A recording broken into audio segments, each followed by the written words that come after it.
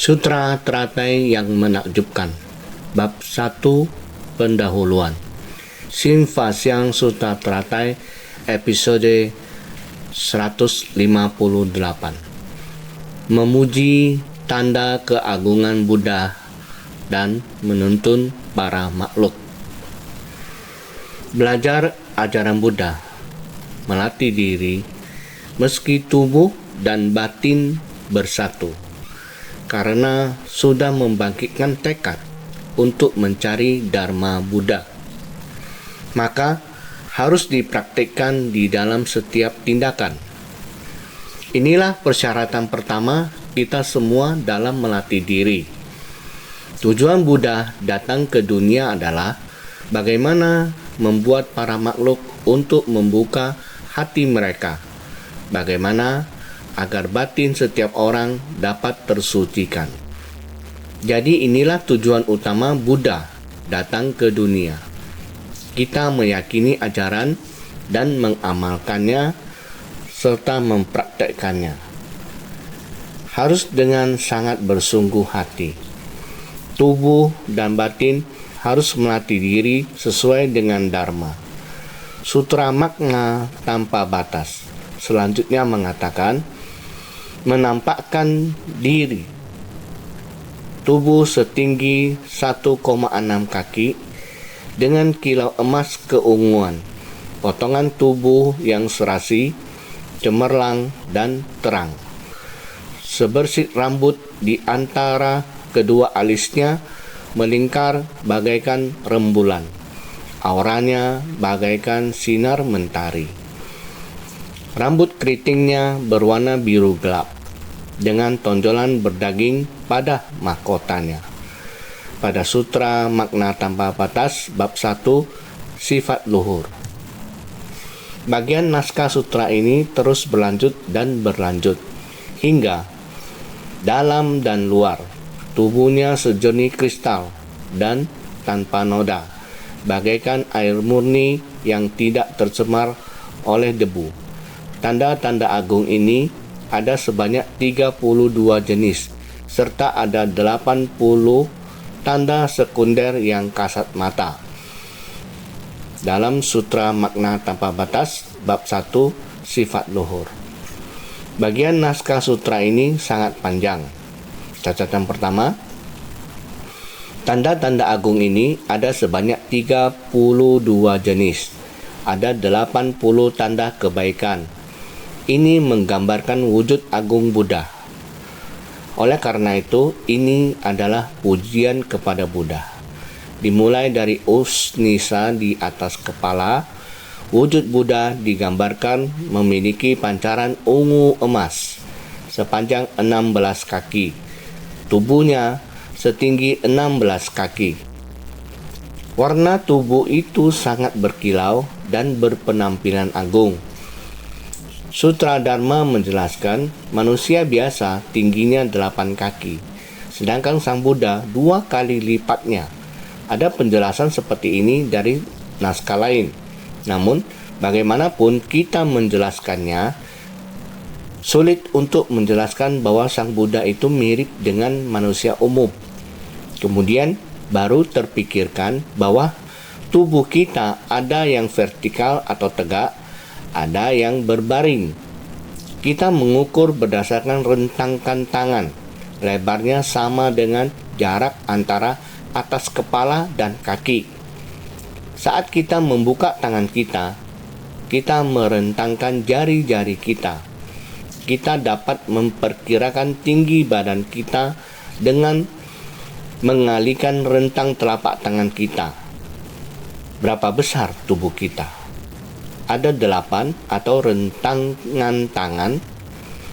Dari kepala hingga kaki adalah 8 rentangan tangan. Catatan kedua, maka 2 dikali 8 adalah 16. Inilah yang seharusnya dinamakan postur tubuh yang tepat. Postur yang sangat tepat untuk manusia dari postur tubuh Buddha, serta jubah yang dikenakan di tubuhnya. Potongan tubuh yang serasi, sejak dahulu dikatakan bahwa jubah sangha para biksu berbentuk persegi-persegi. Sederhana ketika dikenakan namun bersih dan terang. Jadi, potongan tubuh yang serasi, cemerlang dan terang ini adalah pujian kepada Buddha. Postur tubuhnya, gerak-geriknya, cara berpakaiannya, dan sebagainya. Ditambah lagi dengan ciri-ciri luhur Buddha, seperti sebersih rambut di antara kedua alisnya, serta rambut keriting berwarna biru gelap dengan tonjolan gelung rambut atau usnisa pada mahkotanya. Itulah ciri khas rambut Buddha. Beliau adalah orang India. Walaupun mencukur rambut, namun saat rambut tumbuh kembali, bentuknya tetap ikal keriting. Karena rambutnya ikal, maka disebut rambut keriting berwarna biru gelap. Rambut itu begitu berkilau, hitam pekat hingga memancarkan sinar kebiruan. Selain itu, ketika kita melihat patung Buddha yang biasanya kita buat, terdapat tonjolan di tengah mahkotanya. Ini menunjukkan bahwa penampilan Buddha berbeda dengan manusia, sehingga disebut usnisa di atas kepala. Segala sesuatu dimulai dari tubuhnya, pakaiannya, wajahnya, dan bahkan rambutnya. Demikian terus-menerus dideskripsikan. Ini adalah dalam dan luar. Tubuhnya sejernih kristal dan tanpa noda. Tidak masalah bagaimana kita menjelaskan 32 tanda agung Sang Buddha, dalam dan luar. Bukan hanya apa yang terlihat dari luar adalah demikian. Sebenarnya sutra juga menggambarkan bagian naskah sutra ini. Ada tulangnya dan organnya secara detail hingga ke bagian kaki. Kakinya, selain sangat halus, juga memiliki tanda yang tampak seperti roda yang berputar. Jadi totalnya ada 32 tanda agung. 32 tanda agung ini masih ada 80 tanda kebaikan. Ini sepenuhnya menggambarkan kebajikan Buddha adalah agung dan sempurna serta tanpa cacat. Syair pujian di atas adalah memuji 32 tanda agung atau tanda utama dan 80 tanda kebaikan atau tanda sekunder pada Buddha. Dari kaki yang berkedudukan baik hingga seluruh 80 tanda kebaikan, 32 tanda agung dapat diperinci menjadi 80 tanda kebaikan, melambangkan kalau kebaikan Buddha adalah agung dan sempurna tanpa cacat. Jadi kita membina diri harus bagaimana? Barulah kita bisa membina diri hingga memiliki rupa yang sempurna. Inilah yang para makhluk ketika melihat Buddha akan timbul hati penuh rasa hormat, akan muncul perasaan sukacita, akan bisa menerima Dharma Buddha, akan bisa mengamalkannya sesuai dengan ajaran. Kesemua ini harusnya dimulai dari menjalin jodoh baik dengan para makhluk. Dengan adanya jalinan jodoh yang baik, dengan sendirinya melihat apapun itu adalah baik adanya. Sang Buddha dikarenakan menjalin begitu banyak jodoh baik dengan para makhluk, bisa membimbing dan menuntun para makhluk. Melatih diri bukanlah demi untuk diri sendiri agar mencapai kebudahan, adalah demi agar para makhluk bisa mencapai kebudahan. Karena Sang Buddha telah pernah sangat jelas mengatakannya, memiliki sifat hakiki kebudahan adalah merupakan bawaan lahir dari kita setiap orang. Mengapa Sang Buddha harus di 2500 lebih tahun lalu datang untuk menampakkan wujudnya untuk melatih diri? Adalah ingin memberitahukan kepada semua orang bahwa beliau sama dengan semua orang, sama-sama dilahirkan oleh ayah dan ibu. Dia juga melalui kehidupan manusia yang seperti ini. Harus melewati membangkitkan tekad, membangun ikrar, pelatihan diri yang sulit, dan mencapai kebudahan. Buddha bermanifestasi ke dunia, menggunakan tubuhnya untuk mengajar orang-orang, hingga dia mencapai pencerahan. Dia menjelaskan kepada kita prinsip kebenaran dari pencerahannya. Segala prinsip kebenaran dari pencerahannya tersimpan di dalam hatinya. Memang semua Buddha mengajarkan jalan yang sama, dari masa tanpa awal. Dia sudah menjadi Buddha. Mengajarkan Dharma Agung adalah tujuan dia datang ke dunia untuk membimbing para makhluk. Sudah 40 tahun lebih. Jadi sudah saatnya baginya menggunakan ajaran kendaraan besar yang awalnya sudah dia miliki untuk membangkitkan sifat hakiki kebudahan setiap orang, sehingga setiap orang juga bisa berjalan di jalan bodhisattva. Setiap orang bisa melakukannya, membangkitkan tekad, bukan meminta perlindungan pada Buddha, melainkan kita berikrar untuk menemukan hakikat diri kita dari 3 mestika. Karena Buddha telah menunjukkan kepada kita bahwa kita memiliki sifat hakiki kebudahan, yaitu setiap orang pada dasarnya memilikinya. Lalu sifat kebudahan saya di mana? Kita harus segera kembali kepada diri kita, atau yang sebenarnya, untuk mencari sifat kebudahan kita. Untuk menemukan sifat kebudahan kita harus memiliki keyakinan terlebih dahulu. Keyakinan adalah sumber dari segala pahala. Ketika kita memiliki jodoh dengan Buddha, kita akan bersedia percaya pada Buddha Dharma, dan kita juga akan meyakini ajaran yang diajarkan oleh Sang Buddha. Percaya bahwa setiap orang pada dasarnya memiliki sifat hakiki kebudahan. Kita juga harus percaya pada apa yang Buddha sampaikan kepada kita, bahwa sifat tersebut tidak berlebih pada Buddha dan tidak berkurang pada makhluk awam. Kita memiliki kebijaksanaan yang setara dengan Buddha. Inilah yang disebut sebagai Dharma. Dharma pada dasarnya sudah ada di dalam batin setiap manusia. Jika kita mencari Dharma di luar batin kita sendiri, maka Dharma itu tidak akan pernah ditemukan. Hanya saja batin setiap orang dipenuhi oleh kerisauan, dipenuhi oleh perselisihan antar sesama, serta dipenuhi oleh begitu banyak kemelekatan, sehingga kebijaksanaan kita menjadi tertutup. Saat ini kita harus percaya pada apa yang Buddha ajarkan kepada kita, bahwa sesungguhnya kita sendiri telah memilikinya sejak awal. Percaya pada hakikat diri sebagai Dharma. Kita juga harus percaya pada hakikat diri sebagai Sangha.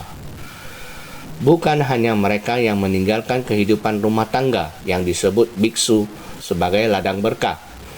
Sesungguhnya bodhisattva perumah tangga pun dapat menumbuhkan kebijaksanaan. Jika seorang bodhisattva perumah tangga mampu menerima ajaran Dharma, maka ia juga dapat memurnikan hakikat dirinya.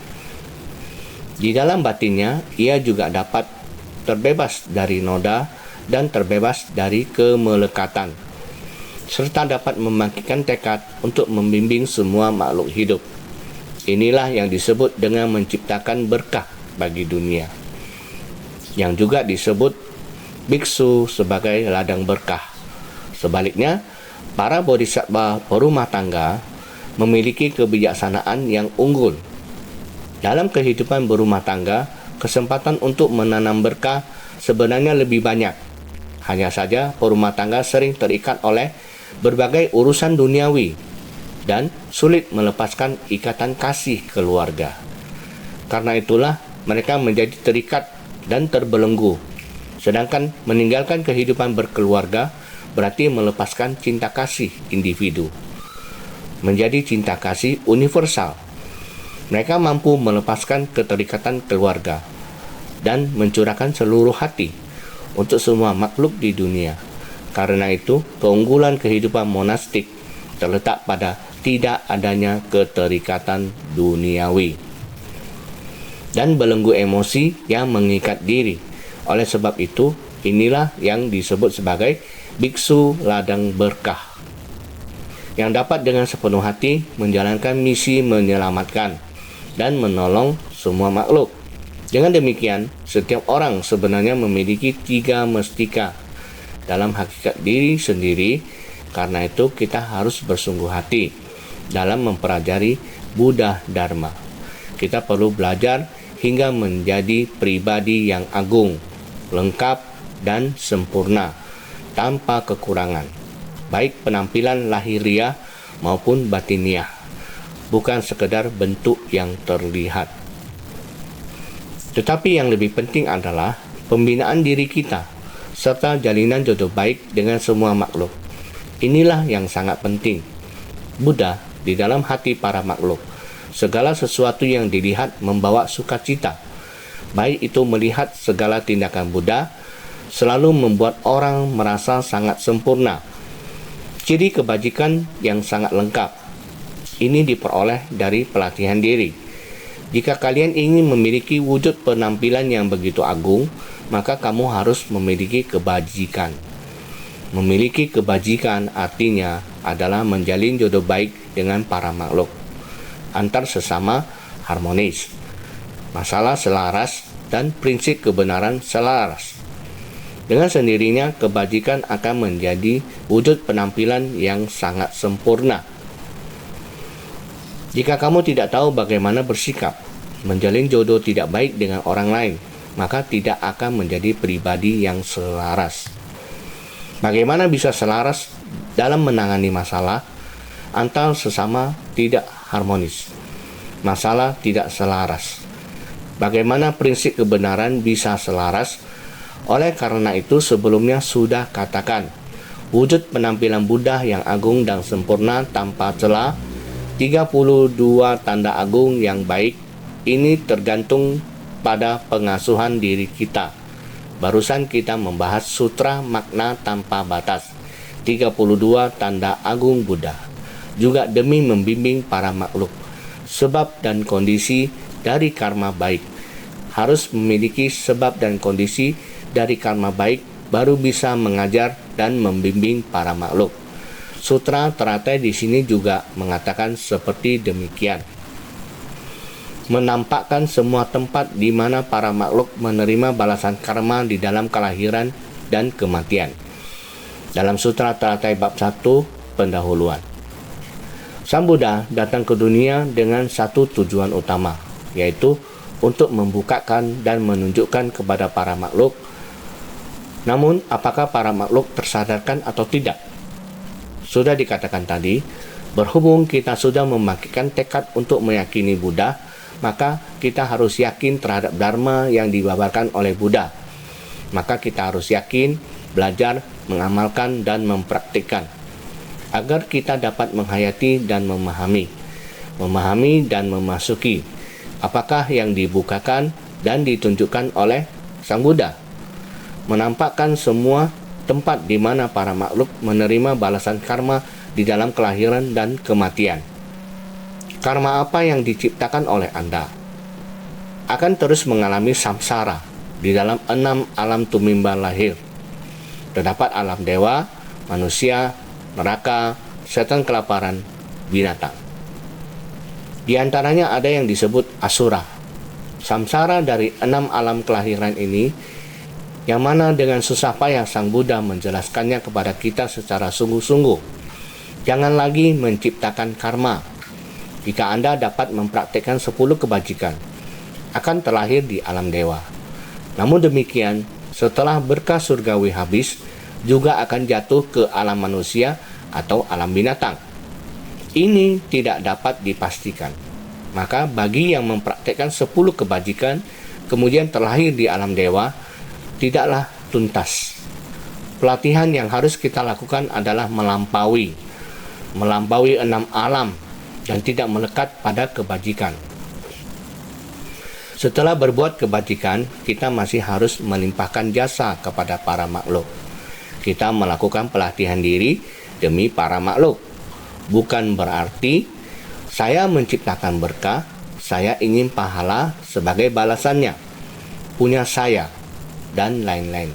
Bukannya, Tetapi kita benar-benar mencapai kemudahan demi makhluk hidup, menciptakan berkah demi makhluk hidup, dan membimbing demi makhluk hidup. Bukan dikatakan kita hanya mempraktikkan 10 perbuatan baik sampai mencapai surga. Surga bukanlah yang paling utama. Meskipun umur lebih panjang dan kenikmatan lebih besar, namun tidak ada dharma untuk didengar, atau tidak ada tempat untuk berlatih. Jadi masih lebih baik di alam manusia. Kita harus menghargai baik-baik waktu kita di alam manusia. Dengarkan baik-baik Dharma Buddha. Mendengarkan Dharma Buddha, bagaimana berbuat kebaikan.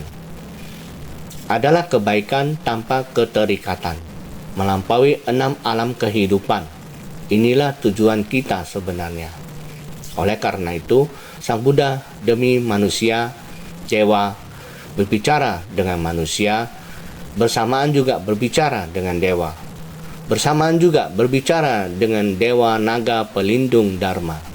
Sang Buddha selalu mengatakan, bagi kumpulan dari manusia, dewa dan naga, membabarkan Dharma tentang penderitaan, kekosongan, ketidakkekalan, dan ketidakmurnian. Para makhluk menerima balasan sesuai karma di dalam 3 alam sengsara dan 6 alam tumimbal lahir, memberikan pengajaran dan bimbingan untuk menuntun para makhluk. Itulah hal-hal yang langka. Oleh karena itu, kita harus percaya pada ajaran dan mengamalkannya. Selanjutnya, masih ada lagi.